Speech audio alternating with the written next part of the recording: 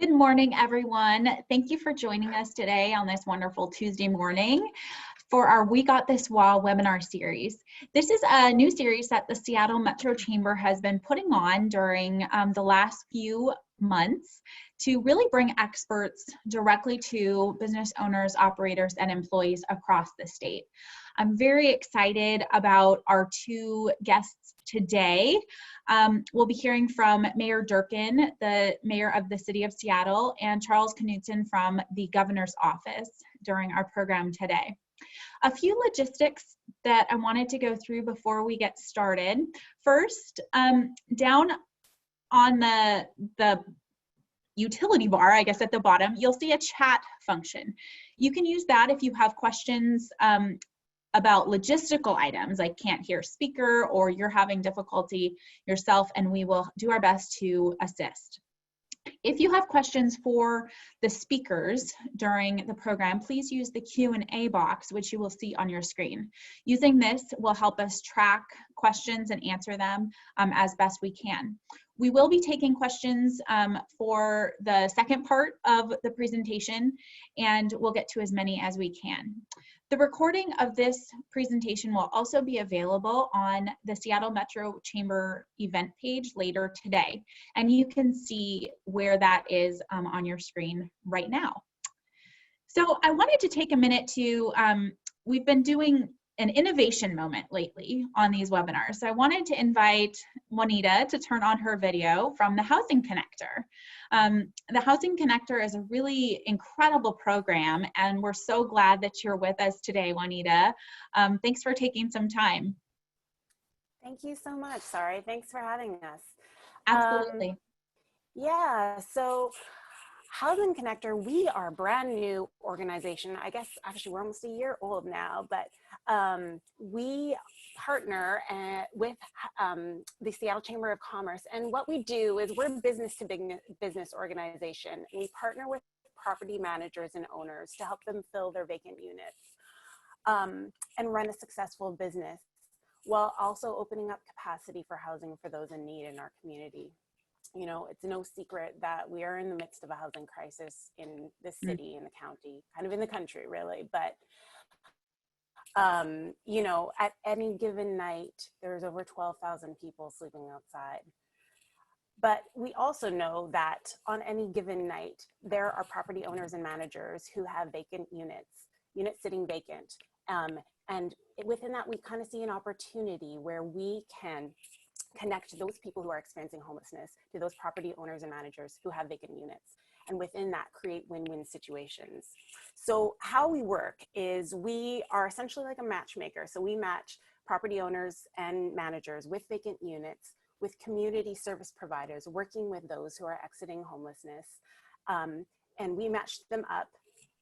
We provide an insurance of sorts for the property owner and manager so they can feel comfortable renting to people who might have some barriers or hardships. So we provide risk mitigation funds, rent guarantee, and then a single point of contact for any issues that arise with the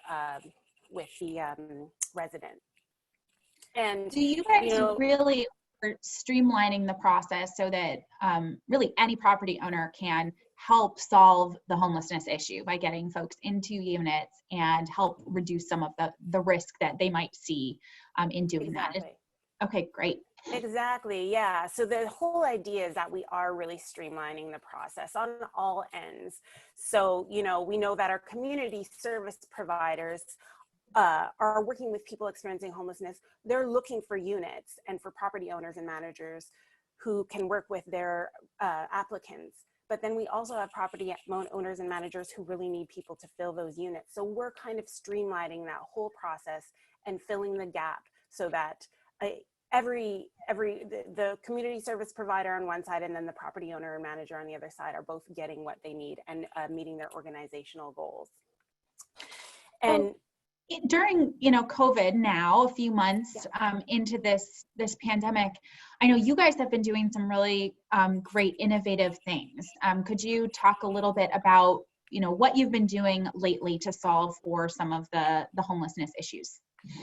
Yeah, definitely. So, you know, we have really strong really strong relationships with our property partners. And, you know, our property partners are our main customers. So we are always talking to them, always asking them what they need. And obviously during these times, there's a lot of residents who have not been able to pay their rent, who have lost their jobs, lost income because of this crisis. And what we've been able to do is we've been able to partner with different community members to be able to provide rent guarantee. So we have a rent guarantee COVID fund.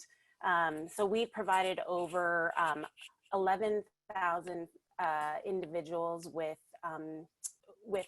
funding, over $500,000 we've provided for individuals and families who are in need of rent support. Did I hear you correctly? You guys have provided 11,000 individuals with housing, yeah, 11, help, yeah, or rent support yes, during this time? with rent Wow, support. that's incredible. Yeah. That is really incredible. Yeah, so really we've helped those people stay in their housing, and then also supported the property partner with lost revenue that they could have had by paying those rents down. Yeah. Yeah, I love this program because it really does help on both sides of the equation, right? We have a housing crisis, you know, throughout the United States, but obviously here in the Seattle and greater Seattle area.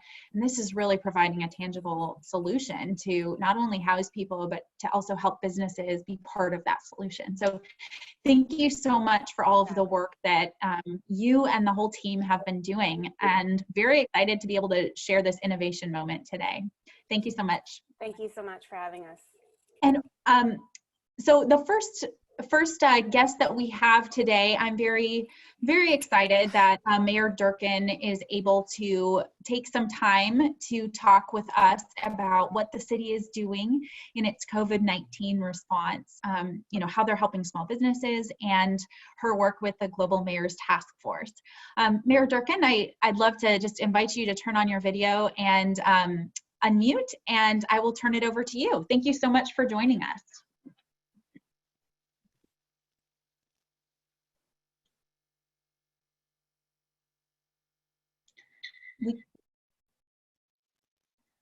Good morning. How are you? I'm all right. How about yourself? I'm doing well. Thank you. Well, again, thank you so much for taking some time to talk to us about what the city is doing. So I'll turn it over to you. Thanks so much. And thanks so much for having this first hello to everyone. It is, believe it or not, almost June. I can't believe that. I know, it's stunning. It is. I think that this, you know, when history is written, this will be one of the most displacing times in American history. And clearly in the city of Seattle, it is the most consequential event, not just in my lifetime, but I think in the life of our city. Even the 1918 pandemic, the city was a much different city, and so dealt with the healthcare crisis and had less complex things to deal with. I will say that in many ways, I am always very proud that Seattle leads the nation on so many things. I think there's a significant part of me that wish that we did not have to lead the nation on being one of the first epicenters for the coronavirus. But I think if there was any city well positioned to do it, it was Seattle, King County, and Washington State. And that our strengths ended up serving us well as a city, and I think serving the nation.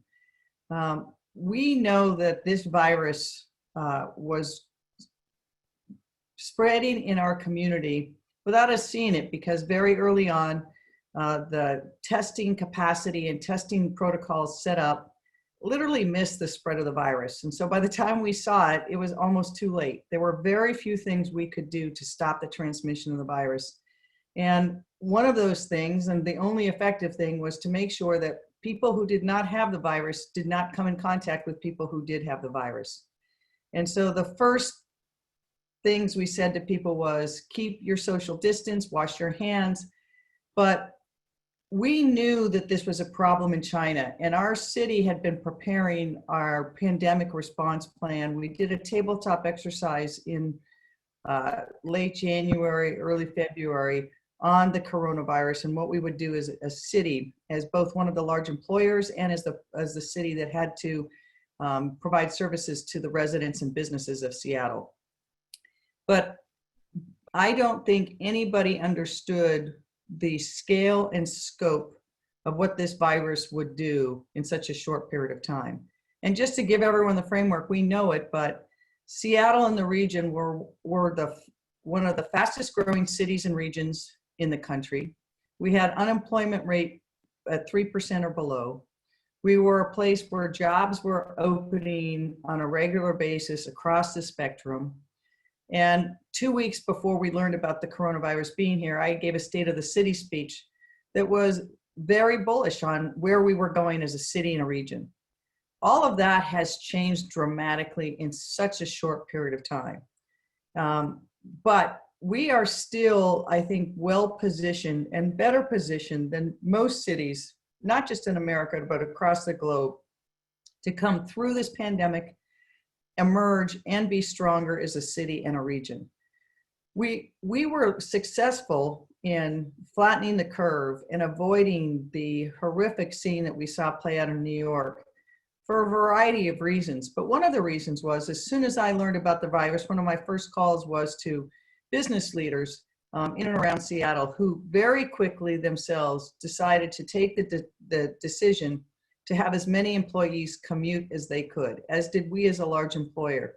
The data is now very clear that that original out-migration from the city center and people breaking up that contact in the workplace was a very effective first step in breaking the transmission. It wasn't enough, and then we saw how we had to turn the dial, but we were able to see what was happening because we do have some of the best science researchers in America and across the world who were able to gauge and help us know how the virus is spread, what the likely patterns would be. People did what we asked of them. They stayed home, businesses shuttered, but now we have what I think is even a more complicated process, and that is, how do we reopen as a society, as a community, and as an economy? And just as we all work together to flatten the curve, we all have to be working in order to do that successfully as a city. And so we have been reaching out and will continue to reach out to a variety of businesses and sectors, civic people. But I see us forming a blueprint going forward is, how do we not just get through this pandemic, which we are still in the early innings, unfortunately, of what will be a very long challenge. But how do we make sure that we use this to come out and have Seattle positioned to be, again, a thought leader, a civic leader, and the city that people look to? And I say Seattle, but I really mean the region, because I believe that this is going to have to be done on a regional basis, and that we succeed most when we do that on a regional basis. We have to reimagine, for example, how cities function again after the pandemic. We've seen how strain is put on those people who already were the most economically disadvantaged or the most shut out of the healthcare system. If we want to build resilience going forward, what does that city of the future look like? And how do we start building it now? We've got enormous budget challenges ahead of us this year and next year as a city. As does every business have a new calculation this year and next year operating in Seattle or across the globe. So how do we make sure that we're asking the right questions and investing in those things we know we'll need when we come out? I'll give you an example. I think many of you read that the convention center, which is underway in Seattle, has a slowdown, and there's a chance it would have to stop construction because of funding issues. Its bonds were dependent upon the hotel motel tax, for lack of a better description, which of course has been depleted because of the pandemic, which causes impacts on the bonds to be downgraded. We know this virus at some point will be vanquished. We will either find the vaccine or we will find an effective treatment or cure. That will happen. The time frame no one can promise. Its guess is anywhere from a year from now to 18 months from now. When that happens, people will start to re-engage more because they will be safe to do so. How do we make sure that when that happens, Seattle is ready to host all of those events that will show that we're the showcase? How do we make sure that things like the convention center, Key Arena, and the waterfront move forward at a pace so that when we can come back together, we come back together in a way that is emblematic of who Seattle is. How do we also reimagine our cityscape where people now will want to continue to work from home on a periodic basis? And as they do so, they will want to be able to walk or bike to their local business or restaurant in a different way than they did before. The urban villages, I think, will have to be reimagined again. How do we rejuvenate our downtown core in a way that reflects that many businesses are rethinking what they need in terms of commercial real estate, but yet so many small businesses are tied to the people who do commute and work in the center core? All of these are questions that I think we have to work on and answer together. In the short term, we'll be working with each other on how do we reopen businesses safely to really slow the transmission of this virus until there is a vaccine or a cure. Because we know when people who haven't had the virus come in contact with people who do, they could get sick. And the good news is we flattened the curve and 95% of people of King County and Seattle have not been exposed to the virus. But the bad news is that means they're susceptible. So we want to work together with you as we reopen the business. We've been working closely with the county and with the governor, as well as Pierce County, Snohomish County, and the large city mayors. But we really have to have a plan for how we come together and reopen, not just in this next 12 to 18 month phase as we see what happens with this virus, but when we come back full blazing, what does that look like? And how do we reimagine a better Seattle being rebuilt through this? And so I know this has been so hard. The economic devastation cannot be overstated. The impacts on people's lives and the number of people who are unemployed is more than I think any of us could have imagined happening in Seattle, Washington in our lifetime. But we also know that it's external forces that were unexpected that caused it.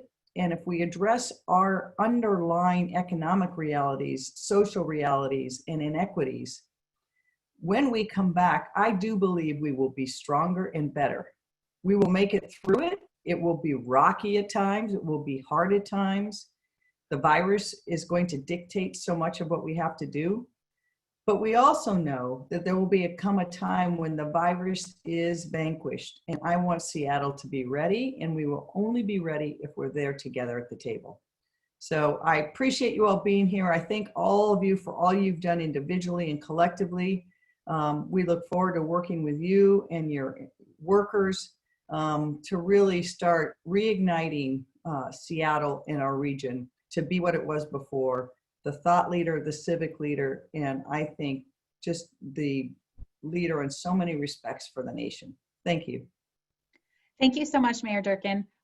Two of the words that you said really stuck out with me as reimagining and reigniting Seattle. I look forward to where we go as a city and a region. Again, thank you so much for your leadership in this time. I'm also really grateful that we did avoid the large spread that we saw in New York, and just acknowledging that that didn't happen by accident. That took a lot of careful and decisive action on your part and in collaboration with the other leaders in our state. As you continue your very busy day, thank you again, and remember that the Chamber is very appreciative, and we appreciate your support of the business community and partnership in this time. Thank you so much. Thank you very much. I appreciate you being here. And again, I do think, look, this is hard stuff. Nobody had a playbook, but the reason we've gotten this far is because we built the muscle memory on how to work together. Yeah. That gets frayed at times, but it's more important now than it has ever been before. So thank you very much. Great. Thank you so much. Take care, everybody. Take care. And I want to welcome our second speaker this morning, Charles Knudsen. He is the Senior Policy Advisor on Economic Development, Innovation, and Global Affairs in Governor Inslee's office. Charles, welcome, and that is a mouthful of a title. I'm glad that I had it all written down because I would not have been able to remember all of the aspects there. So welcome and thank you. Good to see you again.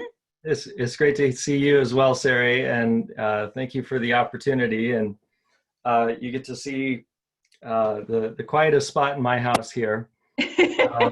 So we all have our backdrops. But it's really a pleasure to join you. And thank you, Sari, Gabriella, Markham, for inviting me. And on behalf of the governor, I really want to express my appreciation and his for the Chamber's leadership and partnership throughout this crisis. And really, Sarah, I know you've been very involved in a PPE donation campaign. Others at the Chamber have been helping with the governor's emergency small business grant applications. And there's just been a great partnership there. And I know from my time at the Chamber, 9 years as SVP, most of which was during the Great Recession, just how important the Chamber is in being a community convener and leader, and it's really important to have this kind of partnership. I want to express our thanks as well to Mayor Durkan for her tremendous leadership and vision, her support for human services for small businesses, and it's really been a pleasure working with Bobby Lee and the Office of Economic Development, the entire team there. And I think you've seen this alignment. The mayor alluded to this between the cities and the counties and the state, and just a terrific partnership that's happening there. And that's because we all understand that this is both a health and economic crisis. In fact, some of the first impacts to our state were economic. And that goes back to early January, when some of our exporters were having difficulty in their products to international markets. So we've been full throttle on this ever since, and working to ensure that businesses and workers have access to resources and assistance throughout the pandemic. So Charles, I'll interrupt you just for a quick second. You're cutting in a little bit, cutting in quite a bit, in and out. So not sure, internet or speaker. It's one of the joys of working from home, right? One of the joys, right? Yeah. Let me try something here.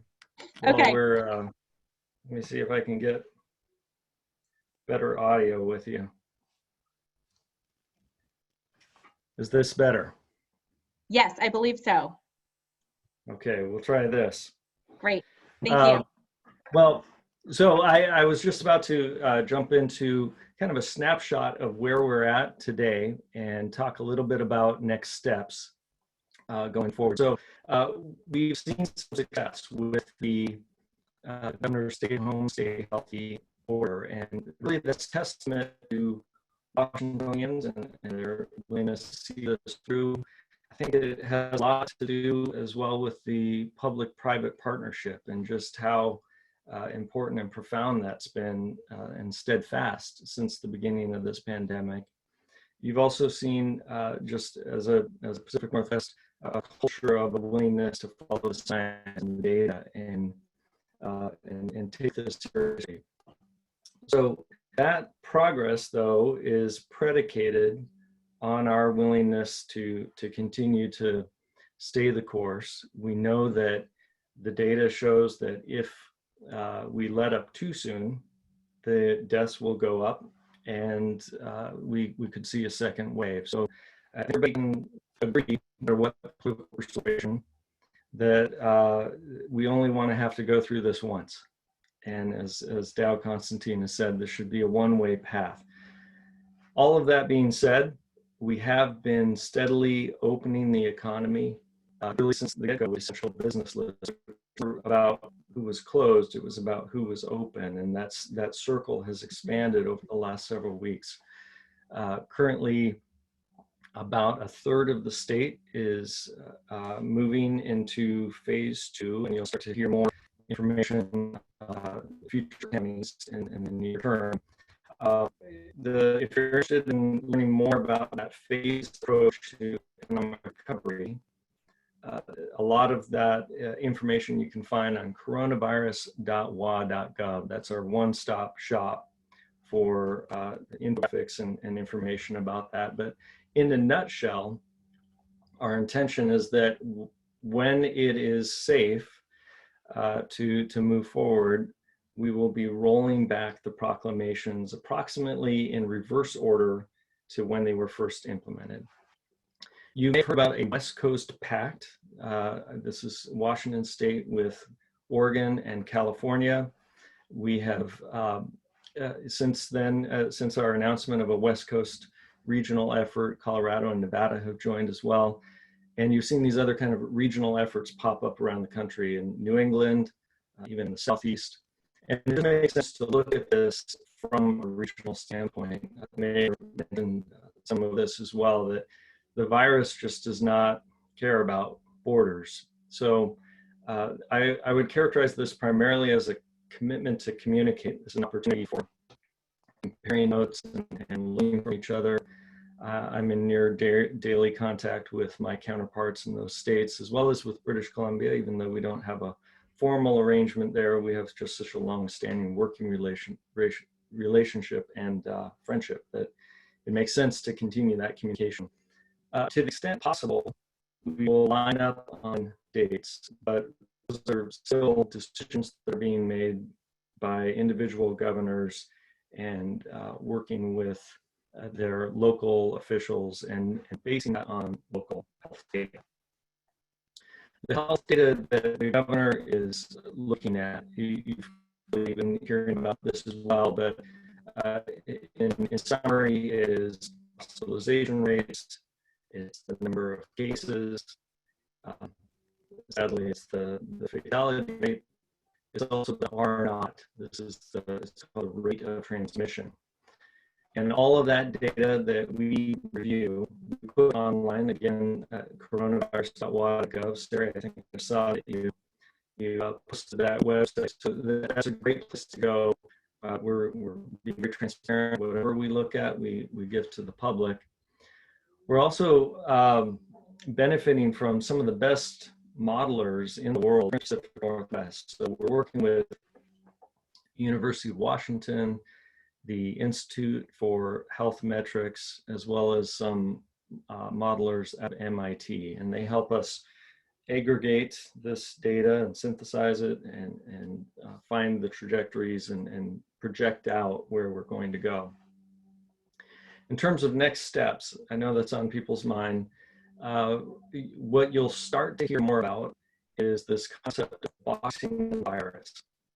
So what does that mean? That means moving from the rather blunt instrument of physical distancing towards a much more surgical approach of testing.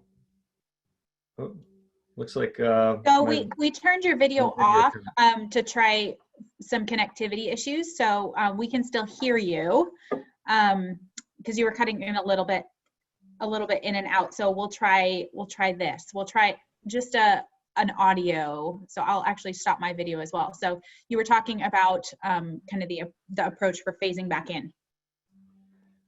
Phasing back in, yes. Apologies for the technical difficulties here.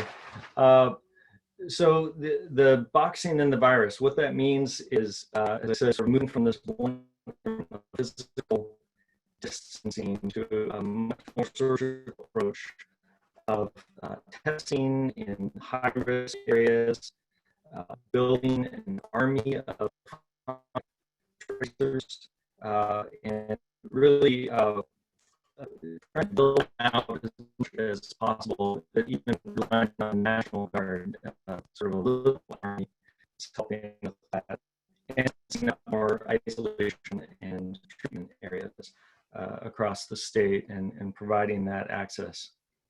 It looks like, Sari, I'm being asked to call in instead of using my computer. We'll take just a quick break and come back to you. So yeah, we're just having a hard time hearing you. So Lee will give you call-in information. So we'll take a quick change of our agenda, and we wanted to talk a little bit about, which is right on your topic of kind of reopening and kind of what's next. Business Health Trust and the Chamber have put together a number of resources that can be found on businesshealthtrust.com. And there is a tab that is COVID resources. So you'll see that on your screen. You know, we have compiled several return to work planning guides for communications and protocols, how to clean your workstation, for example. We also have partnered with an HR organization, ArchBright, in the greater Seattle area for example policies for medical leave, remote work, and also have information on Washington paid leave as well. Virtual care is a really great thing to also be promoting to employees now and when they're returning to work, to continue to get that vital care while keeping themselves healthy. And then there's also some tools on how to communicate with your employees on how to prevent the spread of the virus, hand washing, some flyers and other resources that you can be using around your office space as, you know, we do phase back in over the next few months into a new normal. Also at the top of this page, there is a little picture of a hand sanitizer bottle, and that will bring you to a list of resources. This is not a closed list, but it's a place for businesses to go to and take a look at what, you know, face shields, masks, gloves, other cleaning supplies might be available. These are vendors that we know have stock, and if your company also has these items in stock to sell, please let us know. You can email info@businesshealthtrust.com, and we will be updating this list. As I mentioned, this is really an opportunity for people to start from and really just compile resources as we're all navigating this new normal. Charles, I see that you have called in. So let's kind of back up a little bit in our conversation. You were talking about, you know, the virus, you know, that doesn't have bounds, right? On it doesn't care if you're in Washington, Nevada, or California, and just how the approach of that pact has been really helpful. So maybe start there, and then we can talk about where we're going now. Great. And Sari, can you hear my audio now? Yes, I think Lee, can you mute his the first one that he came in on? There we go. How's that? Perfect. Terrific. Okay, sorry about the technical difficulties there. So I guess backing up, I had talked a bit about our West Coast Pact, and that this is a commitment to communicate with some of our fellow states on the West Coast, and Oregon, California, Colorado, and Nevada have since joined that as well. And that's really based on an understanding that the virus does not care about borders, and it's just smart to look at this from a regional standpoint. That is primarily a commitment to communicate, but to the extent possible, we're lining up on some of our dates, but most of that will be reserved for individual governors to make those decisions, and based on local data and working with local experts and officials. I had talked a little bit about the type of data that we're looking at. Maybe just to recap that part of the conversation in case I was breaking up. We're looking at hospitalization rates. We're looking at the number of cases, number of fatalities, and something called the R0 number. This is the rate of transmission. And all of that data is available on coronavirus.wa.gov, and working with a number of modelers here in the Pacific Northwest and also out of MIT. I think where I may have left off with the webinar was this concept of boxing in the virus and how we're moving and taking this to the next step. The way in which we're able to open up in a pandemic, which is as challenging as that sounds, is by moving towards this idea of boxing in the virus, moving from the blunt instrument of physical distancing to a much more surgical approach of increased testing, use of contact tracing for identifying where positive cases may be spreading, and setting up isolation and treatment areas and ensuring that there's enough capacity throughout the state for that. It may feel like a ways off, but we are starting to look at longer term economic recovery and how do we rebuild from this. And really appreciated the mayor's comments on this about her vision for moving forward and how we can potentially right some of the wrongs and inequities that we've faced in the past, and how we can even emerge from this stronger. We're starting to think about a longer term recovery stimulus, perhaps at the federal level. If there's an infrastructure package, we want to make sure that Washington State has a seat at that table.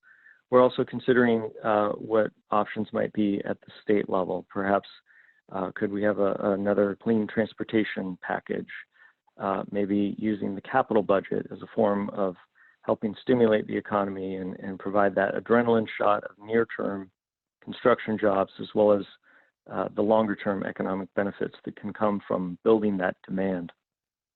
So I'll pause here, and if there are questions, I'm happy to field some of those, but maybe I'll wrap with a request. And the best way that all of you could help in these next few days is really by helping your friends and your family and your employees understand, and if you can reinforce the need for staying home and staying healthy.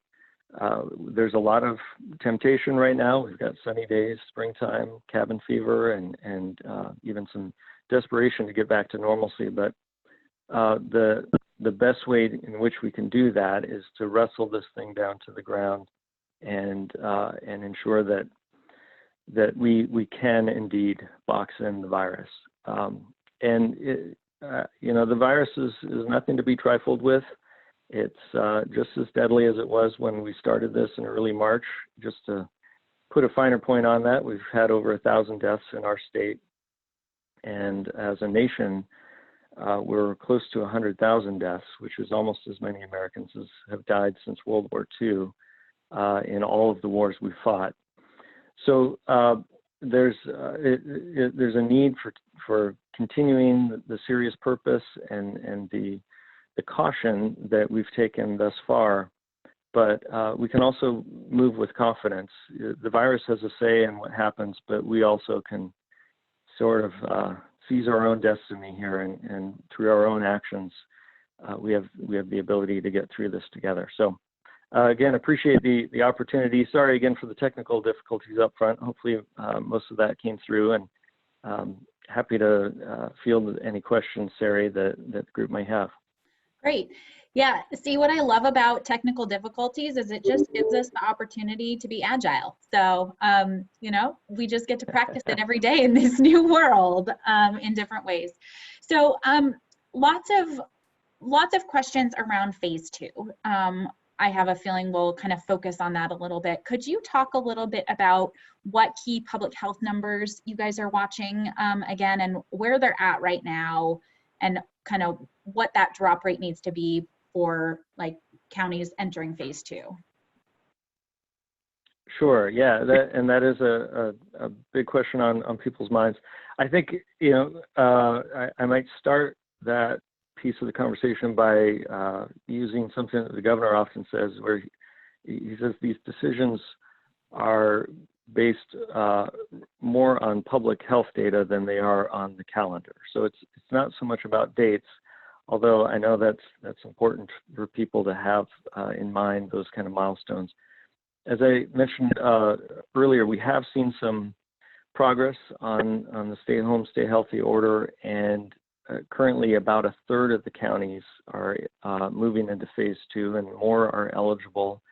The current metric that's being used is from the CDC guidelines. That's less than 10 new infections per 100,000 people over the past 14 days. And I'll leave it more to epidemiologists to go into more detail about that, but that's one of the metrics that's being used. For a county to move from one phase to another is not automatic. There is communication that happens between the county and the state, particularly with the county health director making a recommendation, the county commissioners agreeing to that, and sign off by the Secretary of Health, Dr. John Weisman. So that's the procedure in which counties have been moving from one phase to another. And so far, as I said, about a third are in phase 2. One thing that I would just point out is for those counties that are in phase 2, the kind of feedback that we're getting from them is they're anxious to move to that next phase, but they're not anxious for others to come into the county. And that's something I'd want to reinforce is for those that are still in phase 1, we're asking that they continue to stay put. And we've heard this loud and clear from some vacation areas and places like Ocean Shores, where the mayor has been very clear. You know, she says, we love you, we want tourists to come here eventually, but just not now. And there's some at-risk populations in those areas as well. So we're very trying to be very careful about, as certain counties move at a slightly faster speed, that we don't have a rush of people going to those areas to ensure that we're keeping the transmission rates down. Yeah, it wouldn't be quite helpful if we all went to the same county and just moved around the state. Right. That wouldn't quite work, right? You know, around the phased opening, typically, you know, what is the benchmark, or what is the governor thinking in terms of how much notice might be provided as different counties move to the next phase? Right. So again, this has been more of a conversation that's taken place over the course of a few days, working with each county and better understanding the data that's coming from those counties. And I'll just say earlier too that the intent was not to move with each county separately. The intent was to move as a state, but I think we've learned, as we've heard from places like Starbucks, you modify and adapt. And as we've evolved our process here, we've learned that we can allow some of these counties to go at a slightly different speed. Typically, it's just been a matter of days when the county has been pre-screened and allowed to apply to move forward. It's just a matter of days for that to be processed by all of the officials that I mentioned. The June 1st is the next sort of marker that's coming up here, and I think you'll hear more information in the coming days from the governor about what actually will be happening on the 1st. So another question about reopening. You know, when do you anticipate, in which phase will childcare or preschools be allowed to open for non-essential workers as they're starting to go back? Right. So you're right to bring that up. It's a very important piece of the puzzle, and it's been a difficult issue. We've got very passionate feelings on all sides of this. The compromise that was struck early on was that childcare could continue for the children of essential workers. So that's been the standard since March. And the closure of schools was even prior to the proclamation, the Stay Home, Stay Healthy order, and that was in coordination with the superintendent of public schools. And that was a decision that was based in part on protecting those that come into contact with children, whether it's parents or grandparents. It's also concern for the faculty at the schools, a number of substitute teachers, for instance, that might be backing up teachers who call in sick or are taking care of someone who is sick. That demographic of substitute teachers tends to be a bit more high risk. So a number of variables that had to be taken into consideration there. As far as we know, or as far as we can tell, it looks good. that we would be able to open up schools this fall. And there's more conversation that's ongoing about domestic services, childcare, nannies, and how that could be rolled into the subsequent phases. But we understand that that's very important for allowing people to get back to work. And just to reiterate what you were talking about from metrics, looks like a clarifying question. So a county, one of the metrics that you're looking at is the CDC guidance, which is 10 new daily cases per 100,000 residents, or is that weekly cases? 10 new infections per 100,000 people over the last 14 days. And that's the CDC guidelines. Yes. Great.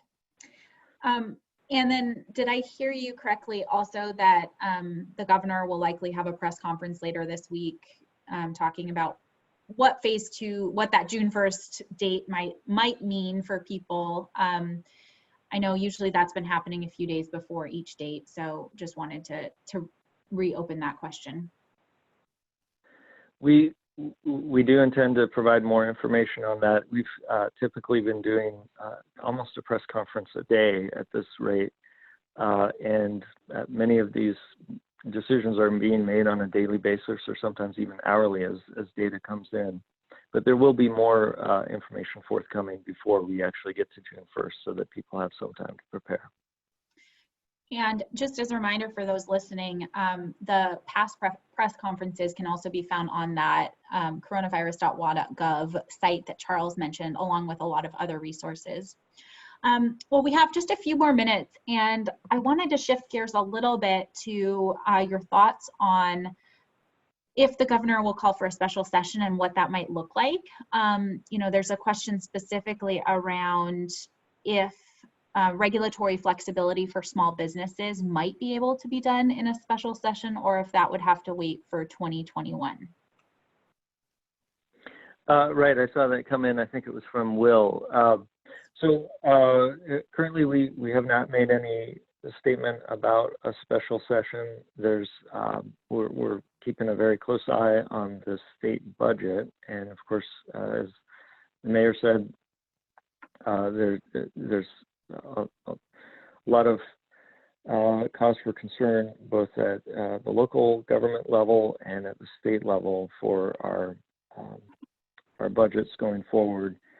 And currently, as I said, we have not, the governor has not called for a special session. If that were to happen, there would be adequate notice for that.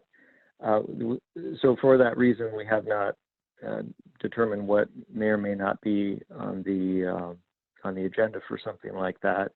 There have been efforts really since the beginning of the pandemic to ensure that there was some flexibility for businesses and workers on a number of regulatory sides, on taxes and filing extensions and penalty waivers, on ensuring that there's export assistance early on, that we're getting these small business emergency grants out to help these businesses that were most impacted by the proclamations and help them have a bridge to federal assistance. So there's a lot of focus right now currently on the crisis at hand and ensuring that there are tools available and that people have some ability to get through the next payment schedules and get through these next few weeks.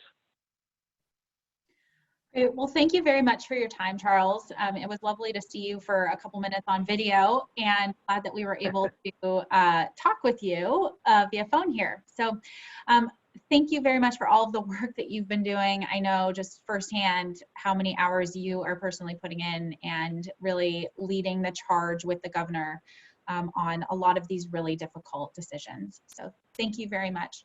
And with that, thank you, Sari. Thanks for the opportunity. Yeah, absolutely. We will end a little bit early today. Thank you all for attending today. There will be another We Got This WA webinar series on Thursday that will have Representative Kilmer talking about what is happening in DC and what we might be able to look forward to in terms of future stimulus or future actions at the federal level. Thank you and have a wonderful Tuesday.